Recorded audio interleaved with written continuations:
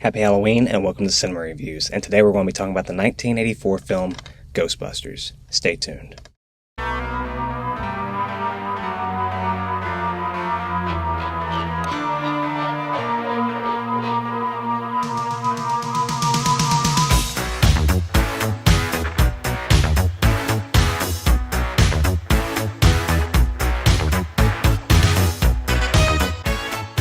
Ghostbusters is a 1984 film starring Bill Murray, Harold Ramis, and Dan Aykroyd. Oh, whoa! I didn't know Dan Aykroyd was in this picture! And now before I get deep into this review, don't forget to give this video a like, subscribe if you'd like to see more of my content, and with that, let's go right into the positives. Let's get ready. Switch me on.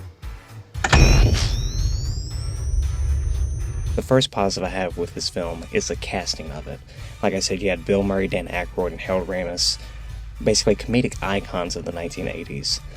And what's great about this cast of characters is their diversity within their comedy. For instance, Bill Murray has more awkward line delivery and awkward physical performance, while Dan Aykroyd in this movie is energetic and enthusiastic. He slimed me. That's great! Actual physical contact! While Harold Ramis has a more deadpan and serious form of comedy. The second positive I'm going to give this film is that it wastes zero time going into the plot. From the very first scene, you're given exposition through dialogue and how the characters treat each other that explains literally how they got to where they are now, how their scientific work and their scientific studies has led to the point where they're able to, theoretically, at the end of the film, capture ghosts. The next positive I'm going to give this film is the 1980s setting of New York City. In the original script, it was written for the Ghostbusters organization to be worldwide and global, almost like the Men in Black, per se, which I really appreciate because I love watching older movies, especially in the 1980s, where you could see a New York City that's sadly no longer in existence. The next positive I want to get the film is the fact that the Ghostbusters examine all possible logical and practical explanations before assuming something is paranormal activity. It's a very small detail in the film, but it's something that I feel gives the film realism as well as believability. I don't think it'd work as well as if they automatically assumed and took everyone's word for it that they're seeing ghosts. And now the final positive of the film I'm going to give it is its soundtrack. Without a doubt, this film has one of the most iconic theme songs of all time. I remember being a child on Halloween and in the car on my way to go trick-or-treating, hearing that song practically every year and knowing every single word of it without ever seeing the movie. Now on to the mixed aspects.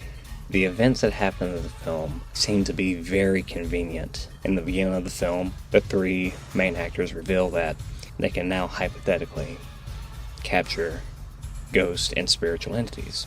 However, the exact same day that they discover this is the same day they get fired from their jobs and they lose access to their lab as well as the facilities to conduct their experiments. And in that sense, it just seems very convenient, perhaps too convenient, which is why it's in my mixed aspects. I appreciate how it makes the film pick up the pace. However, when you stop and think about it, it's a little bit too convenient. Now on to the negatives. The effects vary dramatically within this film. A lot of the practical effects that are used are actually pretty impressive and hold up fairly well today. However, a lot of the stop motion effects and similar ones like that look so off and so odd and really so fake that it really pulls you out of the experience and pulls you out of the film. It wouldn't be so distracting if the effects were more consistent instead of looking one way 1 minute and then another the next minute. The next negative of the film I have is there's some odd character moments, mainly with Bill Murray and his relationship with Sigourney Weaver's character of Dana, mainly after she's possessed by Zool. There's just some brief but odd decisions and moments. Now for my final negative of the film.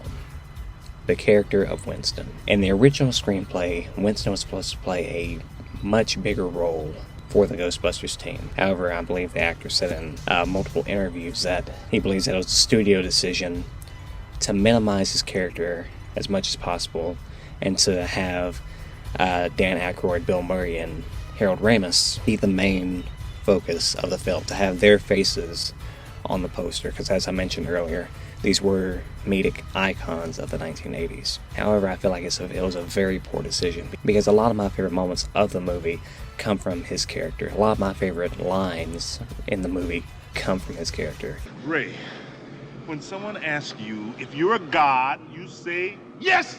And probably one of my favorite scenes is when him and Dan Aykroyd are riding throughout New York City at night talking about the book of Revelations and the possible correlation that that scripture has with the events that they're seeing take place now, of bodies rising out of the ground. And it's calm moments like that and just character interactions like that with that character that I really enjoyed. And I feel like it lessens the film a whole lot, because by not giving him more to do or more interactions, then it makes his character kind of pointless. But overall, I love this film. Probably my favorite part about it is that every time that I go back to watch it, I forget how much I love it and how great it is. So if you're a fan of 80s comedies, then absolutely you have to see this movie. If you have not seen it, what are you doing? It's an absolute classic, and although some things have aged poorly than others, I 100% recommend this movie. Thank you very much for watching. Please like, share, subscribe, and leave a comment down below. Let me know your experience with this movie. Let me know your positives, your negatives, and your mixed aspects if you had any. I hope you have a safe and blessed Halloween, and God bless.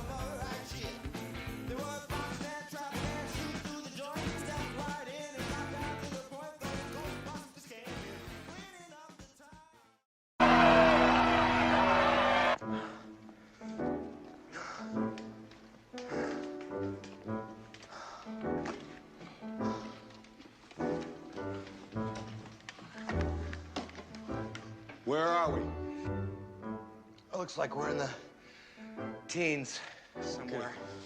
But when we get to 20, tell me. I'm gonna throw up.